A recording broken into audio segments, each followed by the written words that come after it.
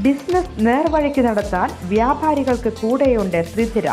GST നോട്ടീസുകൾക്കുള്ള മറുപടി, registration, return filing, appeal filing, accounting, income tax return filing and project report തുടങ്ങി വ്യാപാരികൾക്ക് വേണ്ട നിർദ്ദേശങ്ങൾ ലഭിക്കാൻ ശ്രീധര അക്കൗണ്ട് വടക്കാഞ്ചേരി. ഫോൺ 9447077369. മറ്റൊരു നമ്പർ 9562467999. കേരളീയ വേഷത്തിൽ പ്രിയങ്ക ഗാന്ധി പാർലമെന്റിൽ.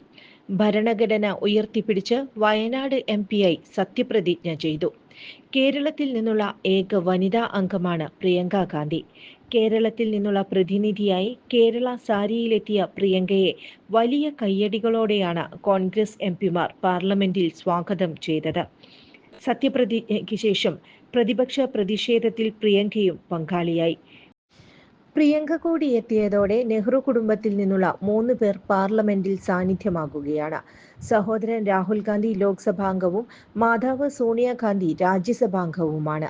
ഇന്നത്തെ പാർലമെന്റ് നടപടികളിൽ പ്രിയങ്ക ഗാന്ധി ഭാഗമാകും. അമ്മ സോണിയാഗാന്ധിക്കൊപ്പമാണ് പ്രിയങ്ക പാർലമെന്റിലേക്ക് എത്തിയത്. ജീവിത പങ്കാളി റോബർട്ട് വാദ്രയും മക്കളും പ്രിയങ്കയുടെ സത്യപ്രതിജ്ഞ കാണാൻ എത്തിയിരുന്നു.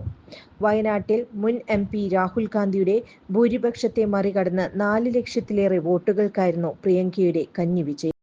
ഏറെ നാൾ കോൺഗ്രസ് സംഘടനാ ചുമതല വഹിച്ച ശേഷമാണ് ജനപ്രതിനിധി എന്ന കുപ്പായം പ്രിയങ്ക അണിയുന്നത്.